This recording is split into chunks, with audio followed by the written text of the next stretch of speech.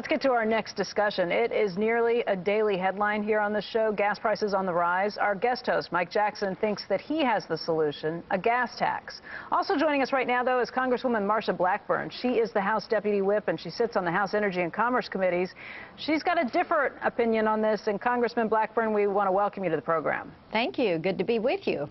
Before we get into this, why don't we have Mike lay out what he thinks we need, which is a gas tax, and explain why? Well, I'm not sure you've correctly characterized my position. And Joe, what did you refer to me as the other day? My gas bag. Gas bag. Thank you very much for that, Joe. I meant gas tax. Came out wrong, because gas bag. Knowing you, you meant gas bag. So, okay. Let's call a spade a spade.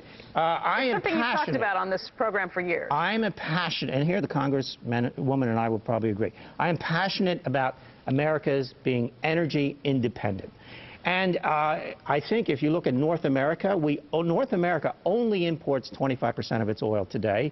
And if you look at the innovation and technical breakthroughs we had around natural gas, the same thing can be applied to petroleum. And if we would allow more drilling with these new technologies in North America and approve all the pipelines that are needed, we could be energy independent in the United States and let China, and here Donald Trump and I would agree, let China worry about how it gets its oil from the Middle East with its Navy rather than us defending the Strait of Hormuz. So that's my fundamental. So I'm for the low price of petroleum, but at the end of the day, you need the consumer to remain focused around conservation and fuel efficiency, what we just talked about in our industry. So at some point, you would need a gas tax over decades to gradually increase the price of gasoline to keep the consumer focused on conservation. But so the net result is you would keep jobs gas tax to start and capital immediately in the past. Now you're talking about some time frame down the road. Two things have changed. We have an economic crisis and the economic recovery trumps everything else, from health care to gas tax. The economy and jobs come first. Second, we already got $4 a gallon. You know, I was talking back when it was $2 a gallon. Now we got $4 a gallon. We're giving the money to other people rather than keeping it in the U.S. I would have done it different. So now circumstances have changed, but we have a chance. Now, there's two conventional wisdoms that we would never discover more energy in America. Right. Well, we have. We've proven that with natural gas. The same thing can happen with petroleum. The second thing is that it's a global price. Well, that's not true either. You pay $125 for Brent. You're paying $100 in the U.S. The sand oils from Canada, you know what they are, Andrew? $70 a barrel. Let's get the Congressman in on this thought, too, though. Congressman Blackburn, the idea that we need a gas tax eventually at some level to make sure that gas prices stay above a certain level so that people, consumers, are very conscious about conservation. What do you think of that idea? I can tell you right now that the mom in the minivan who is heading to school with those children this morning is saying, I don't want to pay one more penny of gas tax, and I do not want the price of a gallon of gas to go up.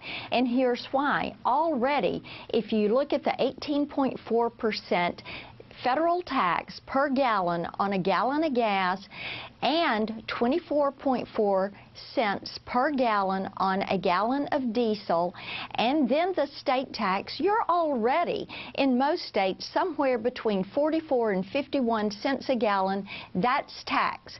We are at $3.91 a gallon. That's a AAA average.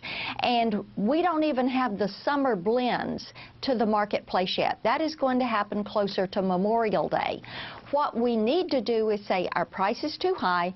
I agree with Mike, we need to be energy independent, but when we have areas that this administration has closed off and says, oh, we're not going to drill in those until 2017, we've got a problem, because we're the Saudi Arabia when it comes to oil shales and the reserves that are there. The U.S. Geological Survey estimates that our reserves in oil shale are as much as 1.5 trillion barrels. When we look at what is recoverable for us, CRS, Congressional Research Service, tells us we've got 134.5 billion barrels of known recoverable oil right here. This is enough for a very long period of time. What we need to do is use our natural resources, concentrate on refining here, producing more efficient uses, and become energy independent, but do it with American resources, with American workers, and get this price down for the American marketplace. But you just laid out an argument for being more efficient with it, and wouldn't a gas tax that is eventually rolled in make sure that we are more efficient with our resources? Not at all. I have never met anybody other than a few in Washington, D.C., who are the liberal elites who want to go to the gas pump and pay $4 and $5 a gallon. I can assure you, when you would have look, families no, who let were me tell you deciding, this. but you would have families who were deciding perhaps to buy a smaller car if gas prices stayed at $4 or above. You look at efficiencies that are going to help you in the marketplace, not things that are going to be a mandate and a tax that are prohibitive. And right now, the way we are putting, the way this administration, the way this EPA is restricting the ability to get to all of these resources. When you're putting lands and you're putting the outer continental shelf, you know, you can't get into the Atlantic and the Pacific coast. You can't get into the Eastern Gulf and put some of these rigs to work out there, the offshore rigs. What we are doing, where you're seeing increased exploration in the U.S., is on private and state lands, not on federal lands. And so what we need to do is say the policy is wrong, and this administration needs to reverse some of these prohibitions that they put in place on getting to the natural resources that we have.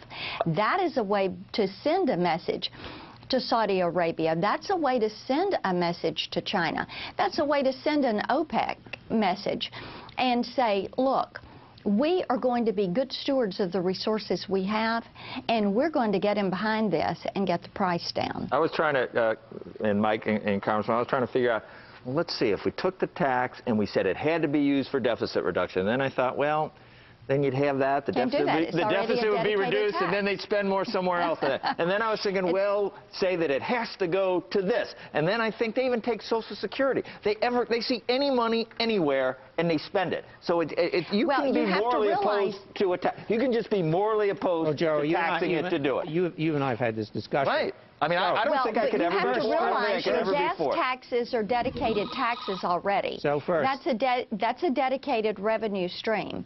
What you need to be looking at is when you recover that barrel of oil. Let's say you get into, let's just say you opened up Anwar.